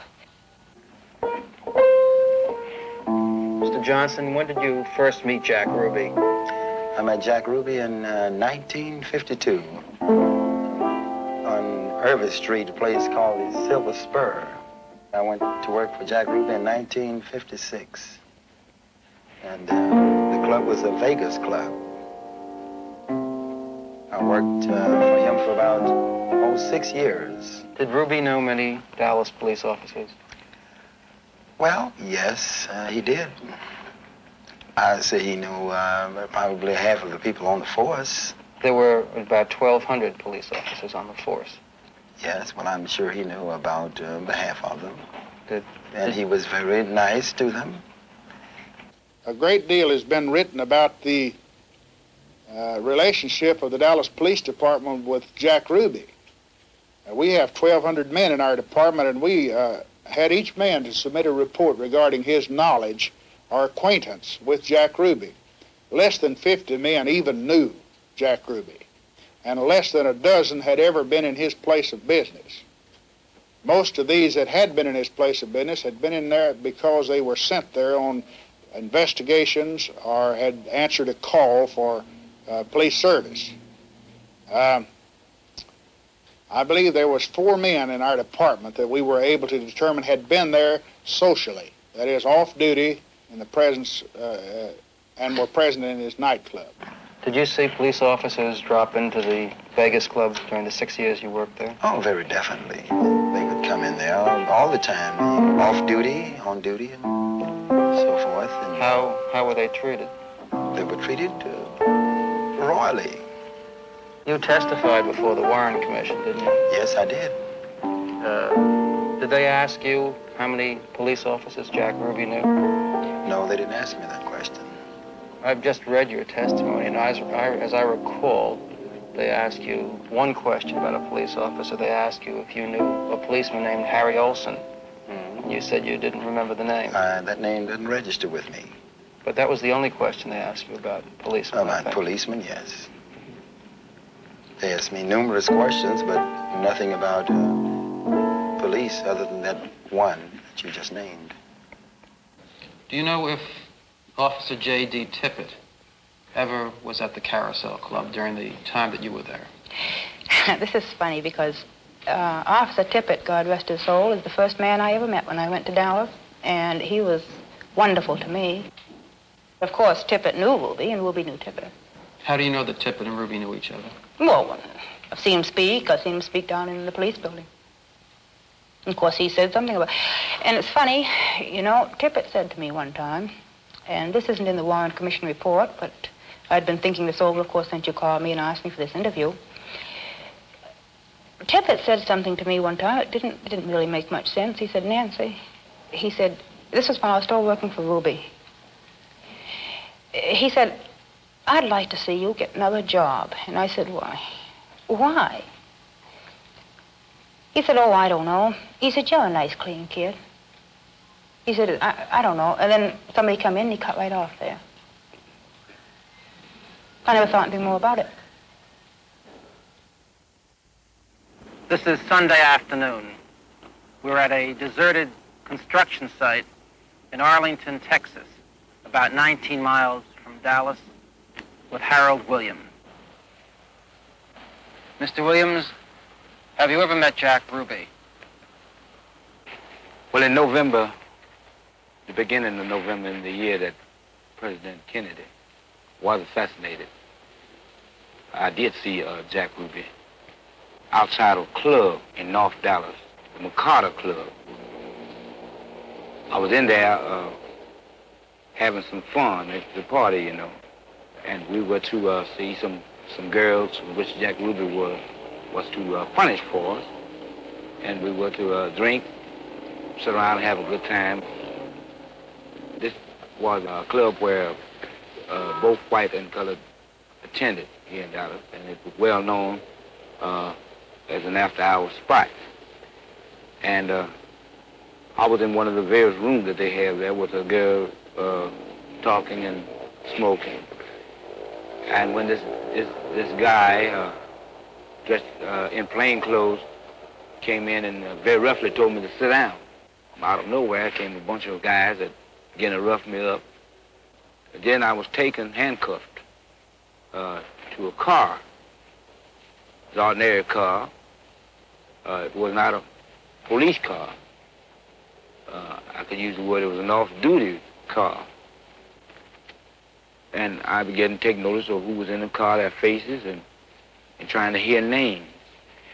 And from the driver of the car, who was a fellow of rather small stature, I would say about 4 or 5'8", called the guy that was sitting on the right-hand side, not on the driver's side, but on the passenger side in the front seat, called him and said, "Hey, Rube, why we didn't get you in this?" He said, "Well, you got to know somebody." They talked about various things on the way, and mostly conversation was where I couldn't too much hear it. But I never heard the guy called Rube call the other man's name, but I did get to see his face. Well, when we got downtown, the guy that was called Rube, whom I knew by then, knew that it was the Jack Ruby who had punished us many times. With punished girls for us at the various clubs where we would have a party. Came on into the station with her, and he stopped down at the desk, and we were taken on into a room and began to be asked our names and so forth like that, and began to be booked. Well, at that time I was booked for resisting arrest, violation of curfew, and investigation for the use of narcotics. And subsequently, I was put into a jail cell. After that time, a lot of things began to happen. My roommate was watching TV, and as I came in, I began to watch TV also. And they were replaying the killing of Oswald. And I said, man, when did this happen? It should happen this morning, I guess. I said, man, this guy actually killed him on TV. He said, yeah, right on TV. I said, yeah. So they began to show different pictures of the people involved, Tippit and all of them. And as I sat there, I looked, and I said, well, I've seen this guy before. This Tippit guy said, I've seen him before. He said, oh, man, you haven't seen him? I said, yes, I have. I've seen him before. I said, you remember that night when I was arrested over there at the McCarter Club? He said, yeah, I remember. I said, well, that guy, Tippit, was the guy that was driving the car, and Ruby was in the front seat with him. I said, man, they're friends. He said, what? I said, they are friends. Mr. Williams, are you sure that the two men in the front seat of that unmarked police car, early in November 1963, were Officer J.D. Tippit and Jack Ruby? I am sure. I have no doubts and I have no qualms about this at all. Mr. Williams, what was Jack Ruby's relationship to the Mikado Club? Well, he would punish girls for the show that we had over there. Everybody would, that was one of the things that he would do. I mean, everybody would come in, including police officers, off-duty police. They would come in and see the show. Practically everything went on over there. Dope. I mean, you could light a weed, if you wanted one. You could get booze, or you could buy a broad if you wanted to buy one. You could buy one then. Any kind you wanted. You could buy a color or you could buy a white one. Since November 24th, of course, you've seen pictures of Jack Ruby. And, of course, you've seen pictures of Officer J.D. Tippit. Is there any doubt in your mind that the two men you saw in the car that evening in November were Jack Ruby and Officer J.D. Tippit? There's no doubt in it. They were Jack Ruby and Officer J.D. Tippit. I saw J.D. Tippit driving the car. I saw Jack Ruby sitting in the car with him. And this happened all the way from McCarter Club on Thomas Avenue to the city jail downtown Maine and Harwood. I had plenty of time to observe, and these are the men that I observed.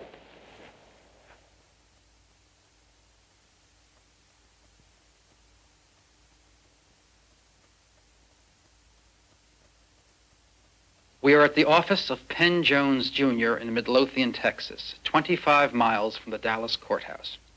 For the past 2 years, he alone in the Dallas area has conducted an independent investigation into the assassination of President Kennedy.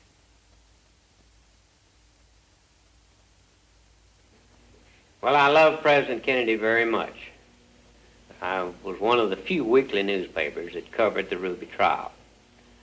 And my actual investigating did not begin until I started reading the Warren Report and realized that something was very, very much amiss in reading that report. I really believe that the only way you can believe the Warren Report is to not read it.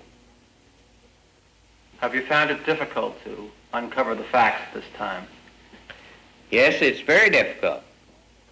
Witnesses are reluctant. Some of them have gone into hiding, or at least cannot be found by me.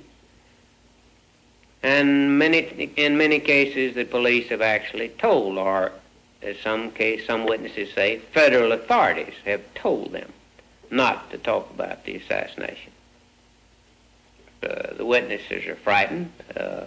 Some of them went into hiding. I'm sure that I spent at least 1 month searching for Earlene Roberts. And I don't know of any person, any newsman, or any investigator that talked to Earlene Roberts after she testified before the Warren Commission. And her testimony was quite startling. Mrs. Roberts told Commission counsel of a rather mysterious incident which occurred just after Oswald entered the rooming house on November 22nd. At approximately 1 p.m., she said, a police car drove up to the house at 1026 North Beckley and parked outside. Questioned by Commission counsel, where was it parked? It was parked in front of the house. Did this police car stop directly in front of your house? Yes, it stopped directly in front of my house. Where was Oswald when this happened? In his room. Were there 2 uniformed policemen in the car? Oh, yes. And one of the officers sounded the horn? Just kind of a tit-tit, twice. The Commission did not satisfactorily explain why a police car stopped in front of Oswald's dwelling, or why the policeman sounded the horn twice and then drove away just before he came out. Now, of course, she is dead. And she's not the only one. There are at least 8 persons now dead, either from murder or at least strange deaths, who were closely related to Jack Ruby or Lee Harvey Oswald. Can you give us one instance of a witness who died a strange death? Well, let's take the case of Betty Mooney McDonald, one of Jack Ruby's strippers. A fellow named Warren Reynolds saw a man running from the scene of the Tippit slaying. Shortly thereafter, Reynolds was shot through the head. Now, before Reynolds was shot, he could not identify the man running from the scene as Oswald. Then he was shot through the head, and a fellow named Garner was arrested. Then McDonald was the alibi for Garner. She said Garner could not have shot Reynolds because he was with me at the time. 2 days after her alibi, Betty Mooney McDonald was arrested for fighting with a roommate.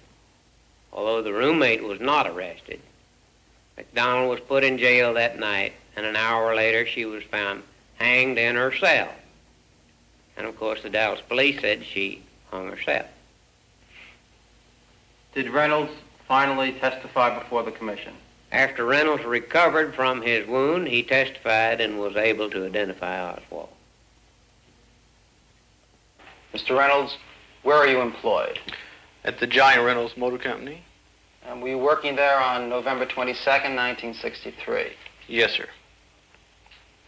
How close is the used car lot which you worked to the scene of the Tippit killing? 1 block.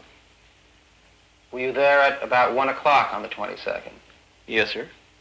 And then what happened? What did you see? What did you hear?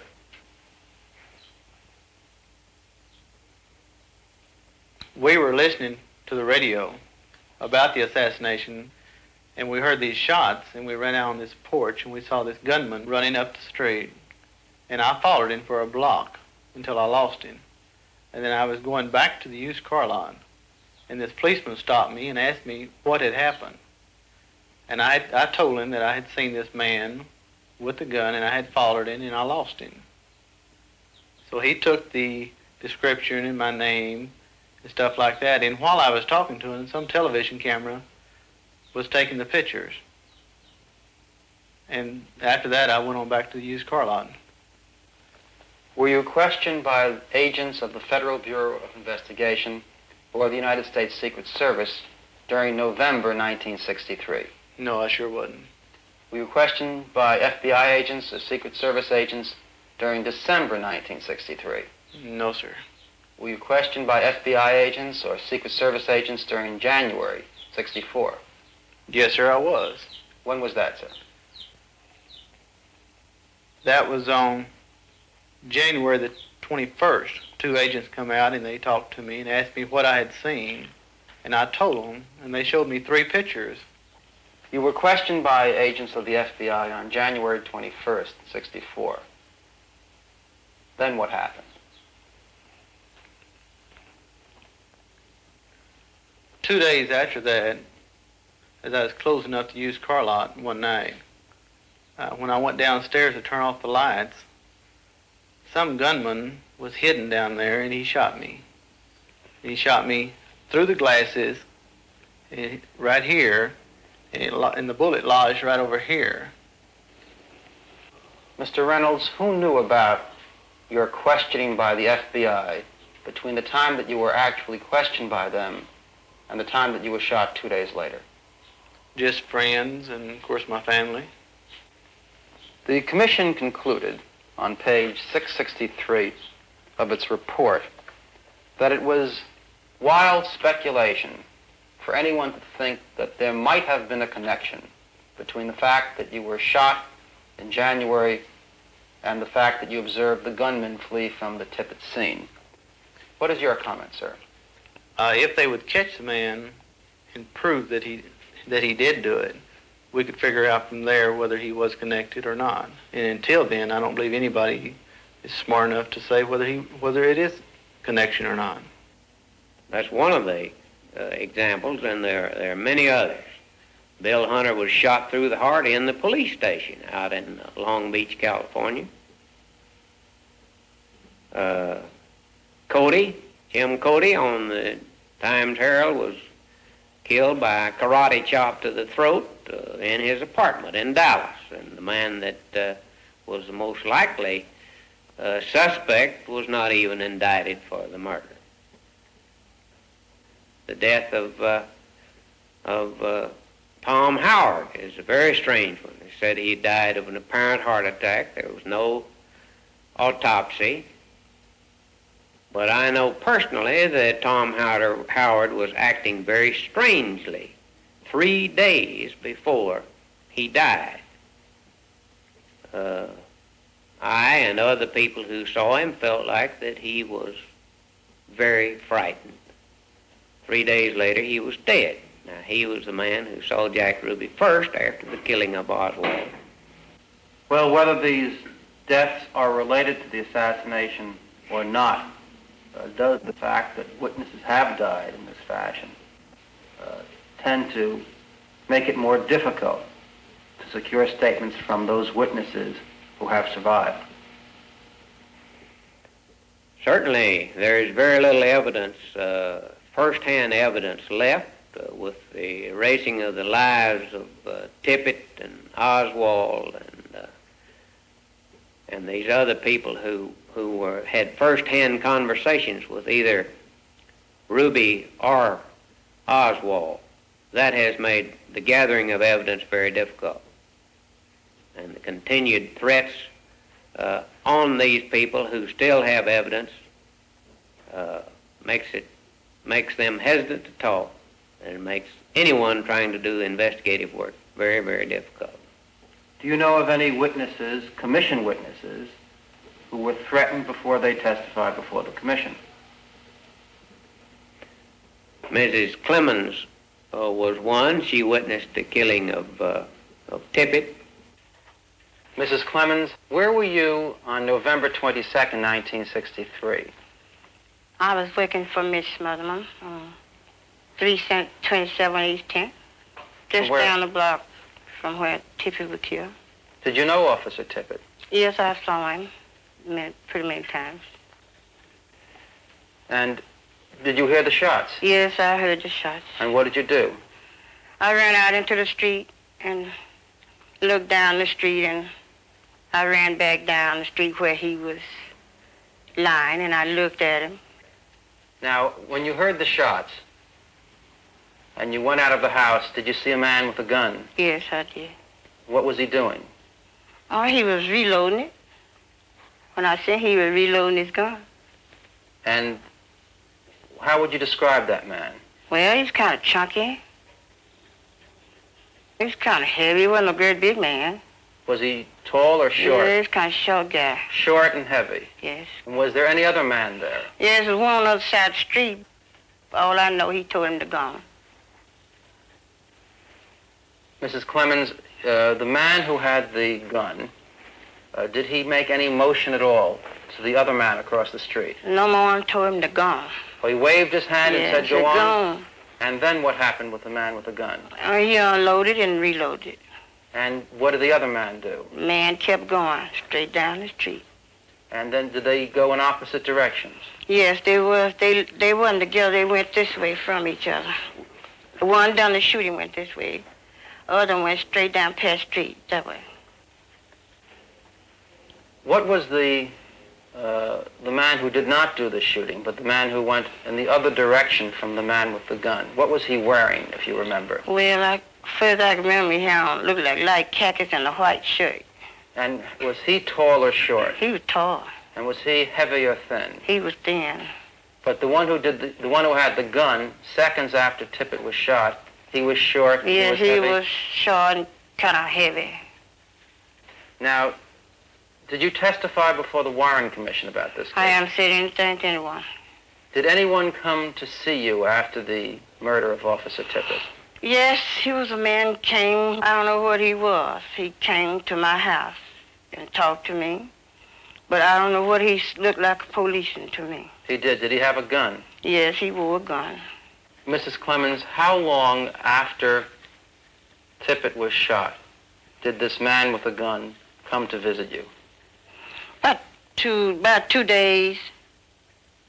It was about 2 days. Said that I might get hurt. Someone might hurt me if I would talk. About what you saw? What I saw. He just told me to be the best if I didn't say anything because I might get hurt.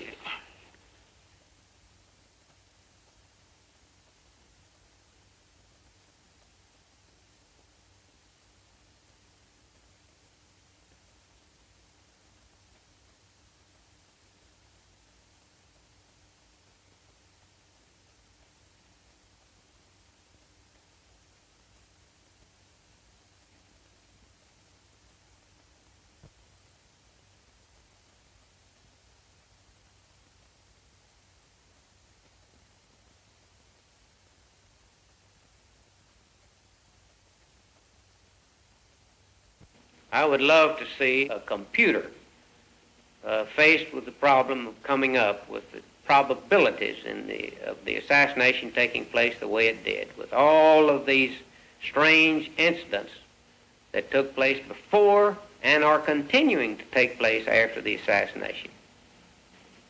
I think all of us who love this country should be alerted that something is wrong in the land. Full name is Lee Harvey Oswald, OSWALD.